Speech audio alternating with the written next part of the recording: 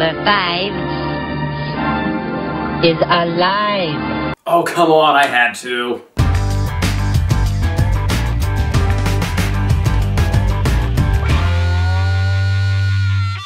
Chappie. I went into this movie with no idea of what to think about it, and I left this movie with no idea of what to think about it. The story of Chappie tries to do two things, at least thematically.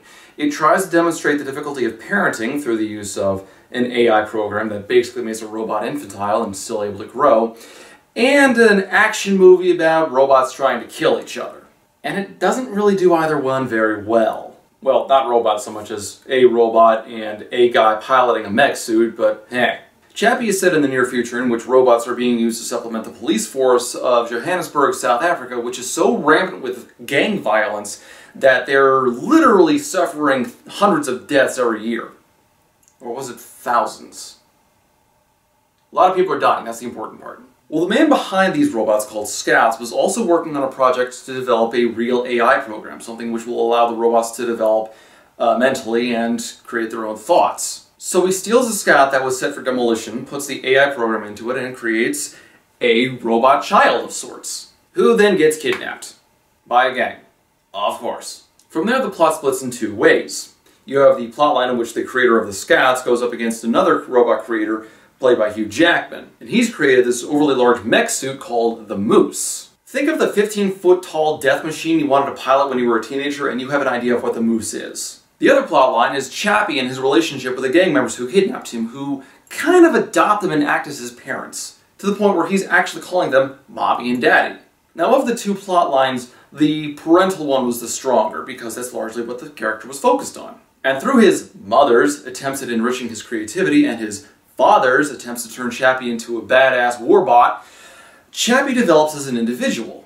The steps are slow enough, and it's made obvious that Chappie is basically a child. Then, of course, you have Chappie's internal struggle, which is an attempt to last longer. See, in Chappie's design as a robot, his power source is a big battery inside of his chassis, which only has about 5 days of power left when the movie starts. And as soon as he realizes, oh my god, this will mean I'll die, he does whatever he can to try to prolong his life. And although you have the lead designer of the Scouts coming up and checking on Chappie all the time, he says that there's nothing he can do to really save Chappie. Are you telling me you designed what had to be a multi-million-dollar robot without a renewable power source? And these things are being sold off literally hundreds at a time. God only knows how much the police are actually spending on them. Fusing the battery to the chest cavity I can understand, but are you telling me you designed the Scout without a power plug? I mean, shit, how long do they last before they crap out?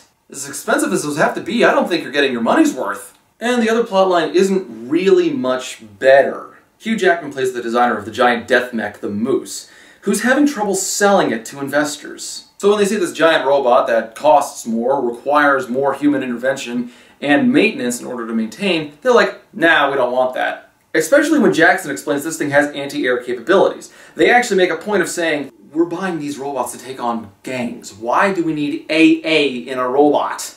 And Jackman says, well, it's designed to take on all kinds of situations. Okay, that's fair, but why are you selling them to the police? Why not the military? Take almost any movie made in the last 30 years in which the military is presented as the bad guy.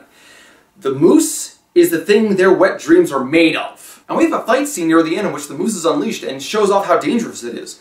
I mean, maybe a little bit more development could be used, but goddamn, you put that thing in a combat zone, it is gonna fucking wreck everything. Why would you not sell that to the military? Why is this a problem? The movie also did several other things right. The acting was great, the costumes were good, the lighting was great, the music was by Hans Zimmer, and that was, fit the scene perfectly. Love his work. If I have to criticize anything behind the scenes, though, it would be the publicity. When the first trailer came out for this movie, I thought it was about a robot with a newly developed AI program living in a dystopian future with only a handful of human survivors. You know, some sort of a weird character study that showed off some chance at developing humanity, kind of like what we saw in 9 with all the Stitch punks. Well, then the second trailer came out and all my hopes were dashed against the rocks. We see Hugh Jackson going around being a bad guy, we see explosions, we see people hunting down the robots, and just straight out of some cliche plot.